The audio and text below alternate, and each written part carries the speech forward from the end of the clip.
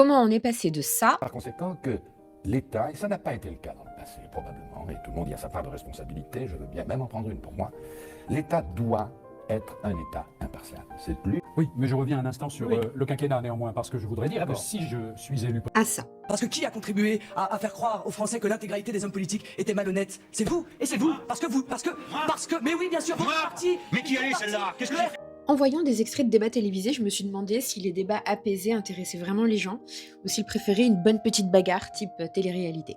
Alors j'ai fait des recherches pour comprendre pourquoi on a l'impression que les débats ressemblent de plus en plus à des combats de rue avec des coups bas plutôt qu'à un art martial où la maîtrise de soi et le respect de l'adversaire font partie des règles. Déjà, il y a un contexte. L'endroit où l'on consomme l'info change. Alors en France, la télé reste une source importante pour s'informer, mais le temps passé devant la télé diminue au profit des réseaux sociaux, sur lesquels 47% des Français s'informent. Même si la télé existe encore, une part croissante de l'attention et donc des codes vient des plateformes.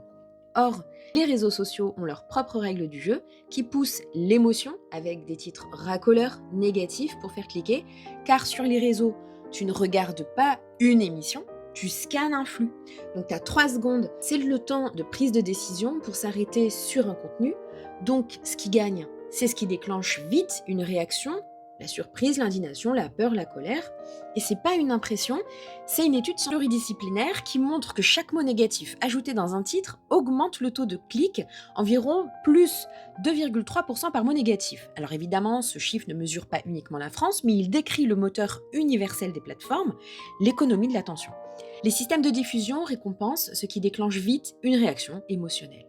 Et forcément, si l'espace public se déplace vers des machines à capter l'attention, le politique s'adapte. Une note intitulée « La fièvre parlementaire, ce monde où l'on catch » analyse environ 2 millions de discours à l'Assemblée nationale entre 2007 et 2024. Résultat, la part de discours relevant d'une rhétorique émotionnelle plutôt que rationnelle passe de 22% en 2014 à 40% en 2022. Et les députés parlent de plus en plus pour leurs followers, pas pour convaincre l'hémicycle, donc c'est pas juste une impression. Les chercheurs décrivent une évolution des formats vers plus de spectacles, plus d'émotions, parce que la compétition se fait sur l'attention. Puis j'ai découvert ça, un combat de catch scénarisé entre Ruffin et Macron, où l'un et l'autre se mettent d'accord sur une stratégie de communication à intérêt politique partagé. L'audio a été déterré par Juan Branco. Alors moi je pense que si on réfléchit stratégie, bien que vous soyez vivement interpellé et publiquement par les salariés des Coplins, ça fera un épisode, et ensuite que vous y répondiez en disant moi je suis prêt à aller me déplacer sur place, ça fait un deuxième épisode.